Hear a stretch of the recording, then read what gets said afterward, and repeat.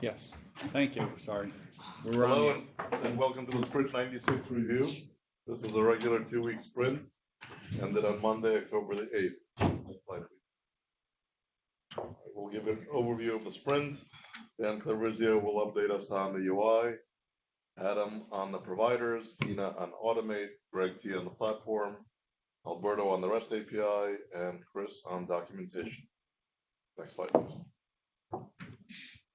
All right, so this sprint, we had 343 pull requests merged across 97 different repositories. As you can see there, the top three are the integration test, the classic UI, and the core. So that's all as expected. And next slide, please. In terms of the numbers, we had, the sprint looks similar to the previous 3 sprints. So the graph is starting to kind of normalize. 343 pull requests merged, 387 opened. So we kind of have more activity going on creating them than merging them, which is pretty much in line with what we've had in the past. Next slide. In terms of distribution, 35% were there to address bugs, 24% almost for enhancements, and almost 20% for documentation. Next slide, please. And in terms of health, pretty much green across the board where there were changes. So all the repositories, the main ones, seem to be in good health. Next slide. And over to Dan for the UI. All right, great. So there's our PR counts. You can see bugs were most of the count because we're trying to wind down Hammer a little bit and fix all the bugs. We do have a few enhancements though to talk about. So in the bug area, let's see. So there's some hosts that don't have cloud networks and subnets. So those were not displaying properly because there was no check in there to see if the provider supported those types. That was fixed. On service retirement, it was showing a VM based on the service ID. So sometimes you'd see a VM, but it would be a totally wrong one. So now it shows the proper VMs when you're doing service retirement. The next one's pretty obvious. You could save a server name that was blank, so that's not good. When we were adding a report, it was checking the edit feature. So that was fixed to check the proper features. The physical chassis were added recently, but there was no way to get to them. You could see them under things, but you could not directly to them. So that was added to the default menus. Log depots, when you would go for FTP credentials, you would see that on the screen. So that was taken care of. Migrating virtual machine, there was a UI error when you went in there. It wasn't actually pointing to the proper VM when you did a migrate. That's in the classic UI migrate, not the new V2V stuff. Some issues there in the refactoring that was done a while back on the summary views, which was just obviously missing. It had an extra semicolon messing up the display. And then for VM destroy, I think in the cloud area, it's now checking the proper feature to make sure that that even shows up. You weren't even able to do it before because the feature was not being checked properly. Next slide. All right, so on the enhancement side, it's all V2V. We're trying to get to the alpha mode and feature freeze. So V2V is trying to squeeze in their last few features. You can now edit a mapping, assuming it's not attached to a migration plan. And it looks like they added the edit of a migration plan as well. Probably so if you had a mapping, you could take it off and then go change it. So those are in there. In the properties step, they actually check now to see if flavors might not be big enough based on the original VM. I have a screenshot for that. And then this OSP support, OpenStack support was added. This is like a change to make sure that that's working. It's a technical change. Next screen. So here you go. You can see there's a little note there that tells you that the flavors with the asterisks might not be big enough for your VM based on what your VM currently needs. And that is it for the UI. I think it's Adam's next. Yep, thanks, Dan. So today I'll be covering updates from Google, Nuage, OpenStack, and Overt providers.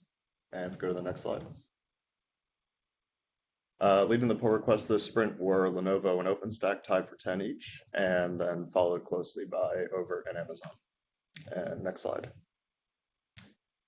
So Alex Z found a really interesting issue. It was a regression on proxy handling, the way in Fog Google. And so he actually fixed it in that gem, worked with the maintainer to get it backported so that we could use the version of Fog Core that we're using on ManageIQ. And really just from start to finish, worked that whole thing end to end, which was great. So great work, Alex. On the Nuage side, they fixed the way that they were doing cross-referencing between network ports and VMs.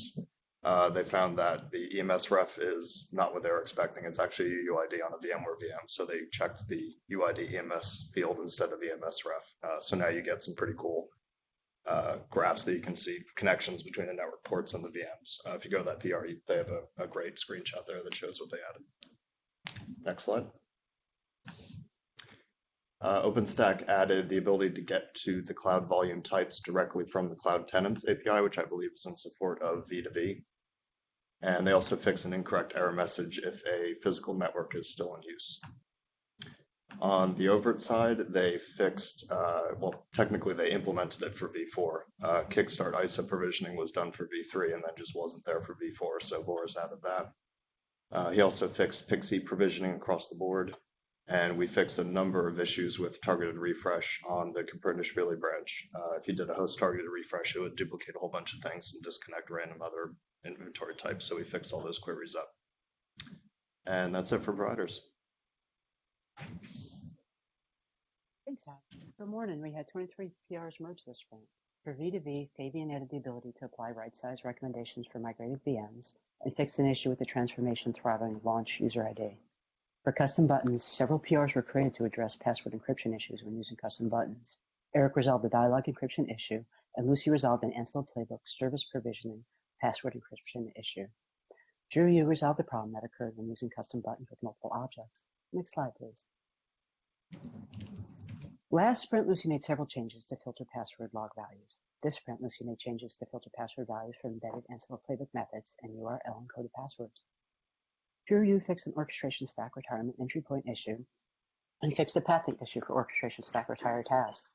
And finally, Madhu removed the experimental URI automate method type. That's it for automate. Next slide and over to Greg. All right. On the platform side, we had 33 PRs merged, some enhancements. Joe Raffanello added a really nice feature to detect long-running HTTP requests. This was an attempt to deal with the recent rash of 502 errors we've been getting reported. So there's a middleware in there that logs when a request comes in, and then in the Puma worker heartbeat, it checks those requests. And if they're there for over a minute, it'll log something.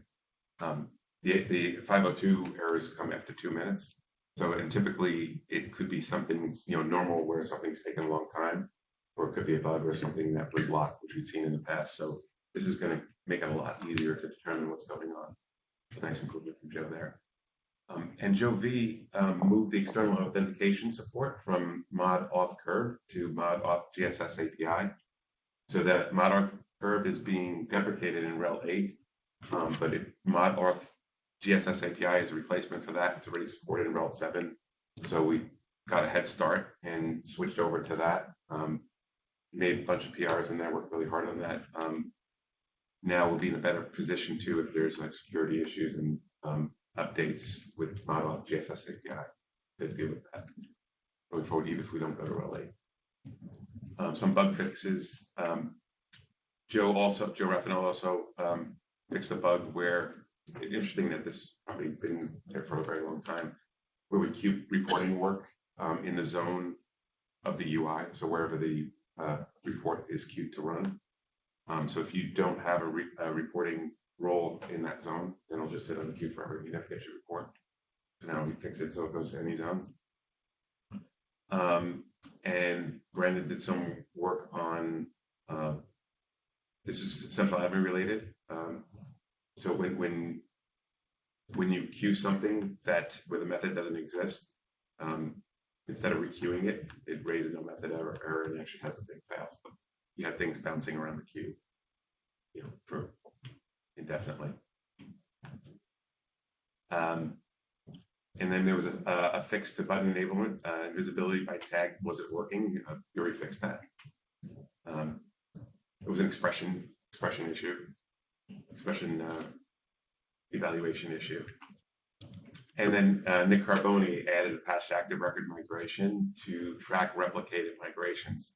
So this deals with the edge case, which actually happened a couple times already, where a column would be added in a migration and then removed in a follow-up migration, but all in the same release.